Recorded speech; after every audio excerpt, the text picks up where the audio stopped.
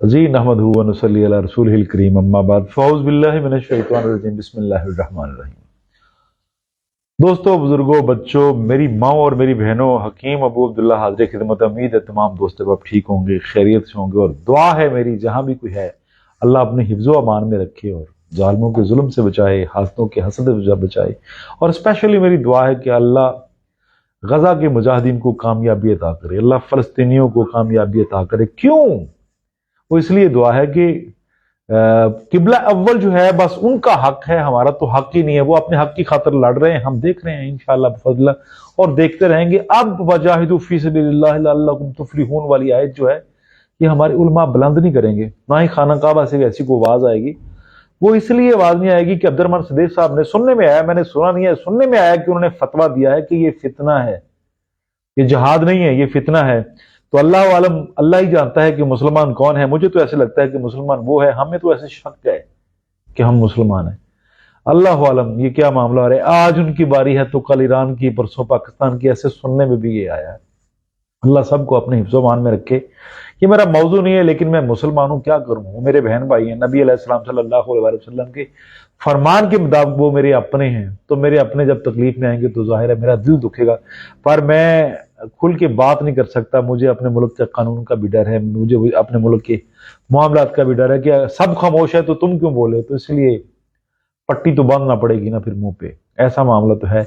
लेकिन पता कल बरोज़े महशर चलेगा कि मुसलमान कौन था, हक पे कौन था, बातिल पे कौन था, रस्सागिर कौन था, जादूगर कौन था, धोखेबाज कौन था, ये तो कल पता चलेगा। खैर, ये मामले चलते रहते हैं। तो आप अपने क्वेश्चन लिखिए, मैं उतनी देर में आपको एक बेहतरीन रेसिपी ताकत के लिए, जिनके जोड़ों का दर्द है उनके लिए, जिनको सांस के मसले हैं उनके लिए, और ज़ईफ जितने भी बुजुर्ग हजरात हैं उनके लिए एक मैं एलसी का जो है ना एक छोटा सा फार्मूला आपके सामने रखता हूँ। जिनके जॉइंट्स में पेन है वो इस्तेमाल कर सकते हैं, जिनको तनफ्फुस के मामले हैं वो इस्तेमाल कर सकते हैं, जिनके मस्कुलर वीकनेस है वो इस्तेमाल कर सकते हैं, जिनको कब्ज रहती है वो भी इस्तेमाल कर सकते हैं। ये कह दें कि मैं विटामिन डी का खजाना आप लोगों के सामने रखना चाहता हूँ। जिनमें हरारत कम है वो बिस्मिल्लाह पढ़ के यूज करते हैं। मेरी इस वीडियो को, मेरे इस पैगाम को अपने ग्रुपों में ज्यादा से ज्यादा शेयर करें ताकि फायदा हो। करना क्या है, एलसी सीड आम मिल जाता है हमारे पंसार स्टोर से। साजिद चौधरी, वालेकुम अस्सलाम वरहमतुल्लाह बरकातहू, बहुत शुक्रिया, थैंक यू जी। मन्नान साहब, मन्नान खान, वालेकुम अस्सलाम वरहमतुल्लाह बरकातहू। एलसी ले लीजिए हस्बे जायका, हस्बे जरूरत ले लीजिए, आधा किलो ले लें, किलो ले लें, जितनी भी पाव लेनी है ले लें। इसको थोड़ा सा ना भून लें। जब भी कोई सीड या कोई मेडिसिन आप यूज करते हैं तो उसको भूनना लाजमी चाहिए। 100 में से 90% ऐसी मेडिसिन है जिनको भूनना अज हद जरूरी है। जी मैं आदिल, अल्लाह का शुक्र हूं, अल्हम्दुलिल्लाह बेहतरीन अल्लाह का फजल है। जितनी भी दवाइयां आप बनाएंगे उनको पहले बरियां करना, या जिस तरह आप आटा जो है इसको गूंदते हैं, फिर इसको बरियां यानी रोटी बनाते हैं, तो फिर वो खाने की काबिल होती है। सेम लाइक दवाइयां भी ऐसे ही हैं, चाहे मसाला जाते हैं, चाहे आपकी मेडिसिन है, सारी की सारी ऐसे हैं। अगर आप उनको बरियां करके यूज करेंगे तो फिर उनके जो साइड इफेक्ट है ना वो तकरीबन जो है ना होने के बराबर होंगे। हर्बल मेडिसिन भी साइड इफेक्ट रखती है, लेकिन जो लोग ये कहते हैं, चौधरी खादम गुज्जर साहब, खुर्रम गुज्जर साहब, वालेकुम सलाम वरहमतुल्लाह, जो लोग कहते हैं ना कि देसी दवाई लेट असर करती है, तो मैं मिसाल एक देता हूँ कि यार मिर्च भी तो एक देसी दवाई है, चाहे वो काली मिर्च है चाहे लाल मिर्च है। नमक भी तो एक दवाई है। ये खा के जरा चेक तो करें, असर नहीं करती, फौरी जुबान को काटती है। लौंग चबाएं, फौरी जुबान को काटता है। इमली लें, फौरी जुबान को काटती है। अक, करेला, ये कैसा है, फौरी चीजें असर करती हैं। तो हम ये नहीं कह सकते कि चीजें असर नहीं करती, चीजें असर करती हैं। महज एक प्रोपोगंडा है कि हर्बल जो दवाई है वो लेट असर करती है, ऐसा नहीं है। नबी अलैहिस्सलाम सल्लल्लाहु अलैहि वसल्लम का जो फरमान है कभी भी लेट नहीं असर करता। तो ये प्रोपोगंडा तो दुनिया में अब भी चल रहा है। कायनात जब से वजूद में आई, नबी अलैहिस्सलाम सल्लल्लाहु अलैहि वसल्लम के अदवार से सारा कुछ चल रहा है। हाफिज मंसूर साहब, वालेकुम अस्सलाम वरहमतुल्लाह बरकातहू। एलसी ले लीजिए, उसको थोड़ा सा बरियां कर लीजिए, कढ़ाई से जैसे दाने बनवाते हैं वैसे कर लीजिए। कमला जट, अल्लाह आपको तंदुरुस्ती दे, सेहत वाली जिंदगी दे, अल्लाह आपको खुश रखे। और दुआ कीजिएगा इस मेरे दोस्त के लिए। ये कमला जट आईडी है, लेकिन ये बहुत बहुत प्योर बंदा है। इनको थोड़ा सा मसला है, ये मेरे पास आए थे। सभी दोस्तों से इल्तमास है इनके लिए, इसकी दुआ करें, दुआ खैर करिए, अल्लाह इनको सेहत वाली जिंदगी दे। सॉरी अब मौजू पूरा करूंगा। अलसी लेके उसको थोड़ा सा बरियां बनवा लीजिए कढ़ाई से, उसके बाद उसका पाउडर कर लीजिए। पाउडर करके सूजी का हलवा जैसे आप बनाते हैं, आधी सूजी हो और आधी उसमें सौगी उसमें अलसी डाल दें, आधी सूजी और आधी उसमें अलसी डाल के, तो जिस तरह आप सूजी को या रवे को फ्राई करते हैं हलवा बनाने के लिए, कड़ा बनाने के लिए जिस तरह उसको भूनते हैं, वैसे साथ अलसी भी भूनी और बाकी प्रोसेस आपके हलवे का है। ये बुजुर्ग जितने भी जो खांसी करते हैं, बलगम, रेशा, चेस्ट के इन्फेक्शन, तनफ्फुस के मसले या इनहेलर यूज करते हैं, जिनके घुटने सही तरह से काम नहीं करते, ज्वाइंट्स में पेन होती है, कब्ज होती है, विटामिन डी की कमी है, सर्दी बहुत ज्यादा लगती है, मसल स्टिफ है, ये हलवा बिस्मिल्लाह पढ़ के उनको दे और इंशाल्लाह वो आपको दुआएं देंगे। मुझे अल्लाह पे तकवा और यकीन है, ये मेरा मामूल है। जब सर्दी आती तो मैं अलसी खाता हूं। देखिए हमें डॉक्टर कहता है ये आप विटामिन सी की टैबलेट खाएं या कोई दवाई खाएं या विटामिन ए की खाएं, तो ये जो मैंने अलसी बताई है ये हीट का, विटामिन डी का खजाना है। आप इसको इस्तेमाल करें। और दूसरी बात, अपने असल को मत भूलें। हम जब अपने असल को भूल जाते हैं तो फिर हमारी हालत ये होती है कि हम मेडिकेशन की तरफ चले जाते हैं। खैर, ये हलवा बनाइए, सुबह शाम इस्तेमाल करिए। जिनको कब्ज है, जिनको बवासीर है, जिनको कमजोरी है, बलगमी अमराज या अमराज बारदा, ठंडी मर्जें जिनको है, बिस्मिल्लाह पढ़ के इस्तेमाल करें और फायदा पाएं। मुझे दुआओं में याद रखिए और कोशिश करिए तमाम दोस्तों को ये हलवा, ये जो है रेसिपी लाजमी बताइए। ये बलगमी अमराज और बूढ़े ज़ईफ जो लोग हैं उनके लिए एक नेमत से कम नहीं है, इसको इस्तेमाल करिए जी। पहले कमेंट की तरफ जाते हैं। पहला कमेंट है मोमन खान। मोमन कहते हैं दिमाग की खुश्की का इलाज बता दें। Very good. दिमाग की खुश्की मोमन खान तब होती है जब आपकी बॉडी में सर्दी की मिकदार बढ़ जाती है। जब आपकी बॉडी में सर्दी की हद ज्यादा होगी तो सर्दी की वजह से फिर खुश्की आएगी। तो आप कोशिश करिए शोरबा, कावा, सूप, यखनी, देसी घी जो है ना, इसको इस्तेमाल करिए। सर पे तेल लाजमी लगाइए और अपने खाने जो है लंबे शोरबे वाले करके उनमें देसी घी, ऑलिव ऑयल या तिलों का तेल या इसके अलावा सरसों का तेल, कोई सा भी तेल इस्तेमाल करें ताकि आपकी बॉडी इनसाइड से लुब्रिकेट हो। आप अगर सर में खुश्की होती है तो आप शैम्पू से अपने सर को साफ तो कर लेंगे, लेकिन इसका मकसद ये नहीं कि आपकी जो मतलब दिमागी हालत है वो सही तरह लुब्रिकेट हो रही है, ऐसा नहीं है। आप खाने अपने चेंज करें। चावल, गोभी, बड़ा गोश्त, दाल, चना, ब्रॉयलर मुर्गी और इसके अलावा जितने भी ठंडे मशरूबात हैं, ये ठंडे खाने हैं, उनसे आप तौबा कर लीजिए। अल्लाह के हुक्म से इंशाअल्लाह बफज़लिल्लाह बेहतरीन हो जाएंगे, तंदुरुस्त हो जाएंगे। मोमन खान, खुश्की से बचने के लिए एक ही तरीका है कि अपनी बॉडी को वार्म अप रखें और खाने वो इस्तेमाल करें जो हमारे बुजुर्गों ने इस्तेमाल किए। अब शैम्पू मार्केट में आ गया, ऊपर से तो आप साफ कर लेते हैं। ये दुनिया वैसे मेकअप वाली आ गई है। अगर आप रियलिटी चाहते हैं, तंदुरुस्त रहना चाहते हैं, सही से जिंदगी गुजारना चाहते हैं, तो प्यारे भाई आप अपनी बॉडी में शोरबा, कावा, सूप, यखनी ये थोड़ा सा डालना शुरू कर दें, साथ ही देसी घी। इंशाअल्लाह आपको फायदा होगा। ठंड से बचिए। ठंड के बाद खुश्की का राउंड होता है। राजा सलीम साहब, HB का इलाज बता दें, हेपेटाइटिस सी का इलाज बता दें। लो जी, आज हेपेटाइटिस सी का मैं इलाज बता देता हूं। बी है या सी है, बात है कि यह दर्जा है जी। बी है सर। देखिए जी, हेपेटाइटिस सी है क्या? सबसे पहले तो ये देखना, सर्दी और खुश्की पे बात हो रही है। जिन जिनको हेपेटाइटिस ए है, बी है, सी है, ये तो आगे जाके फर्क डाले जाते हैं। मैं एक ही आपके सामने बात करता हूं, ये सारा खुश्की है। और जिन जिन लोगों को टाइफाइड होता है उन्हीं को हेपेटाइटिस सी, बी, ए उनकी होता है, आम बंदों को नहीं होता। मैं एक चीज बता देता हूं राजा सलीम साहब, आप इत्तेकाद से करिएगा और इंशाअल्लाह फजल अल्लाह आपको तंदुरुस्ती देगा। सूरत फातिहा 7 मरतबा पढ़ के सरसों के तेल पे फूंक मार दीजिए। एक फूंक ही काफी है। सूरत फातिहा 7 मरतबा। ये रूहानी इलाज भी है और जिस्मानी इलाज भी है। दोनों तरीकों से इंशाअल्लाह फजल आपको फायदा होगा। सरसों के तेल पे सूरत फातिहा 7 मरतबा पढ़ के, अलहम्द शरीफ 7 मरतबा पढ़ के फूंक मारिए। उस तेल की मालिश 21 दिन करिए। पूरी बॉडी का मसाज करिए और 2-3 घंटे बाद नहा लीजिए। और जब आप नहाएंगे तब भी आप तेल लगा के ऊपर सिंपल पानी बहा लेंगे, उससे चिकनाहट खत्म हो जाएगी और वो तेल आपकी बॉडी में जज्ब होगा। 21 दिन कर लें सरसों के तेल की मालिश, 2 घंटे बाद गसल कर लें और फिर निजाम कुदरत का तमाशा देखिए। इंशाअल्लाह फिर जाके टेस्ट करा लीजिए। अल्लाह के हुक्म से इंशाअल्लाह हेपेटाइटिस ए है, बी है, सी है, तीनों की तीनों इंशाअल्लाह फजल्लाह। अगर क्लियर ना हो तो ये मेरी वीडियो पड़ी हुई है, आप राजा सलीम साहब बिस्मिल्लाह पढ़ के 21 दिन ईमानदारी से करके चेक करें।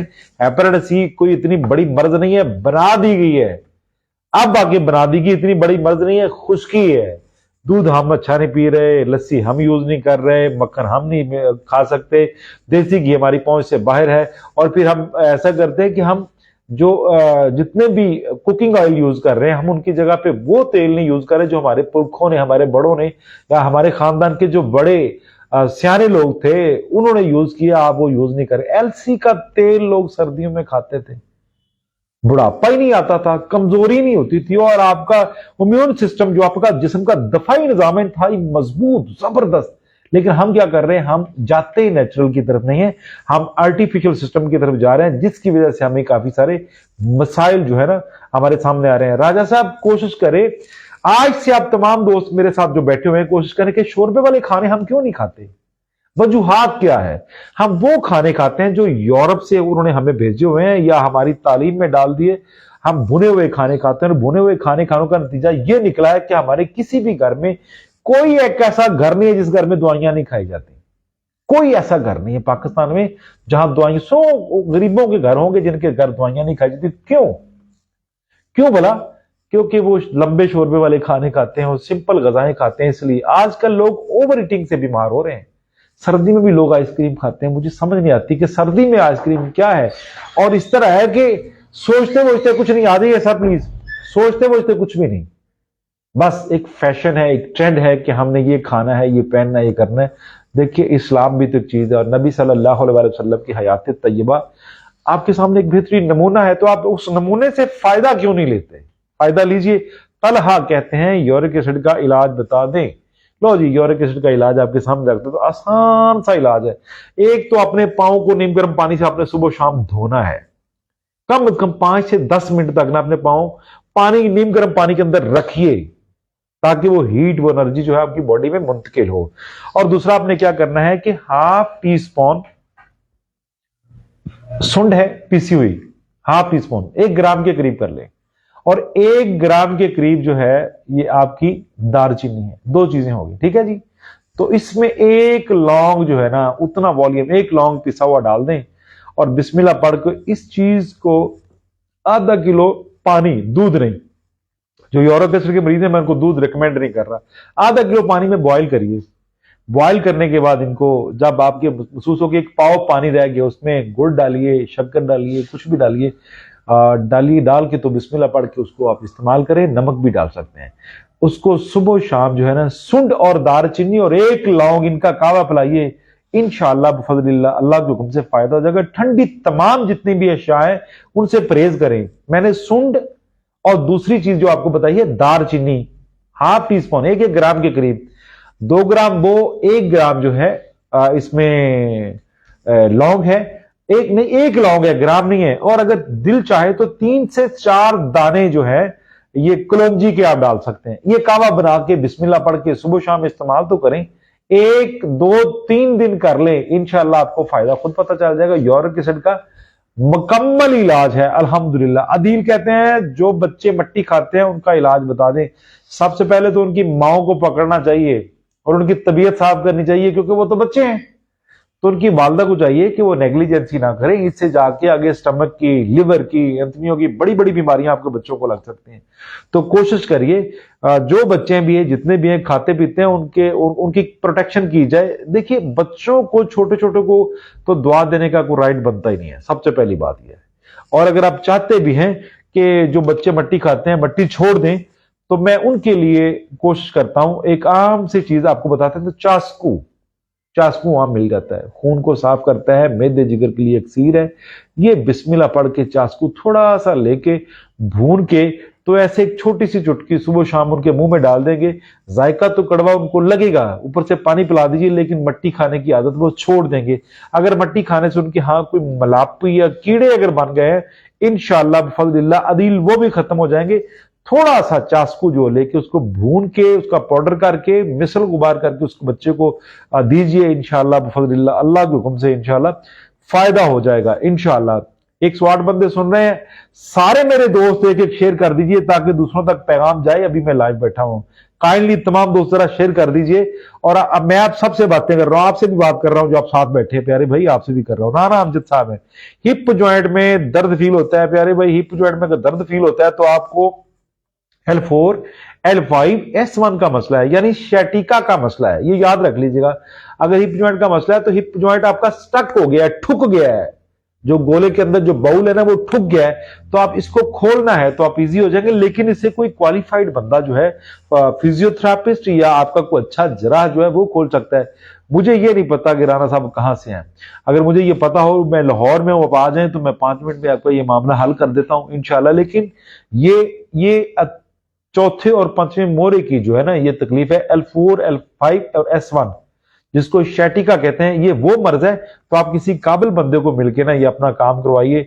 अब मैं अपने आपको वैसे काबिल नहीं कहता, लेकिन मेरा प्रैक्टिकल इतना है कि मैं अल्हम्दुलिल्लाह इसको ठीक कर सकता हूं। मेरे जो एक्सपर्ट हैं इंशाल्लाह ठीक कर सकते हैं अल्लाह के हुक्म से। और मैं ये भी बता दूं, ये जरा मेरा पैगाम बता दीजिए कि इंशाल्लाह 25 तारीख को बरोज हफ्ता जेलम इंशाल्लाह हमने क्लिनिक बना लिया है। जेलम से आगे काला गुजरा है और साथ ही राठियां का जो इंडस्ट्रियल जोन है ना कश्मीर कॉलोनी के बिल्कुल सामने और लेबर हाई स्कूल के साथ बिल्कुल जो ना क्लिनिक बना लिया। और इंशाल्लाह हफ्ते वाले दिन बकायदा उस क्लिनिक को मैं रन करूंगा और हफ्ते वाले दिन वहां पे ओपनिंग होगी और तमाम मरीज इंशाल्लाह वहां पे होंगे। वहां का नंबर है 0300 1101539, ये वहां का है 0300 110 1539।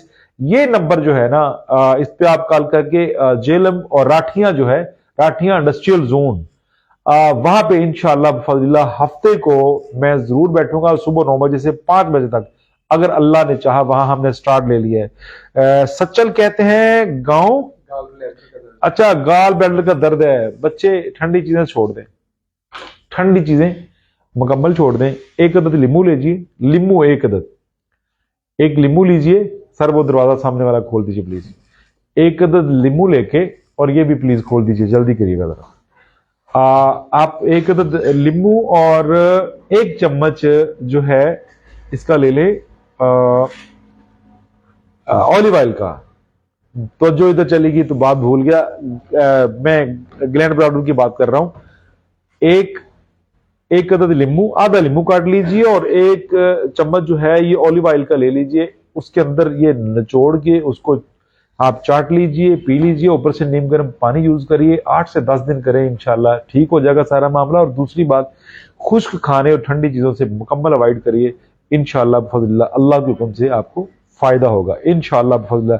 राशिद क्या कहते हैं, मसल्स का खिंचाव है। अच्छा, मसल का खिंचाव है, हम इस पे बात कर लेते हैं जी। मसल का खिंचाव क्यों है, ये लीजिए। मैंने अपनी साइड चेंज कर दी ताकि आपको मैं देख सकूं और मुझे आप देखेंगे। अगर मसल का खिंचाव होता तब है, कोई भी चीज अगर ठंडी कर दे तो उसमें हार्डनेस पैदा हो जाती है। इवन कि ये रेगुलर जो पानी है, पानी के पाइप है, पानी त्रोका करने वाले, अगर इनको आप सर्दी में रख देंगे तो ये हार्ड होने शुरू हो जाएंगे, ये सख्त होने शुरू हो जाएंगे। अगर हम इनको धूप में रखते हैं तो इनमें फ्लेक्सिबिलिटी आने जाएगी, लचक आना शुरू हो जाएगी। सेम लाइक ऐसे ही आपके मसल का सिस्टम है।